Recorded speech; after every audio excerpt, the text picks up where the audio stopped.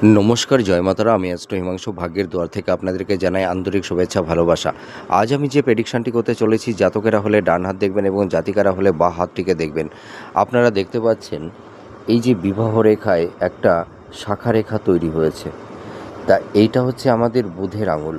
তা বুধের আঙুলের নিচেই এই যে এটা বুধের ক্ষেত্র, এই বুধের ক্ষেত্রে যদি কোনো বিবাহ রেখায় যদি কোনো শাখা রেখা তৈরি হয়, তাহলে সেই সব জাতক জাতিকা, আপনারা যারা বিবাহিত জীবনে আছেন, যারা দাম্পত্য জীবনে আছেন, দেখবেন আপনাদের দাম্পত্য জীবনের মধ্যে হয়তো কোনো তৃতীয় ব্যক্তির অনুপ্রবেশ ঘটে যেতে পারে, বা হয়তো স্বামী অথবা স্ত্রী যে কেউ হয়তো অবৈধ সম্পর্কের মধ্যেও আপনারা জড়িয়ে যেতে পারেন।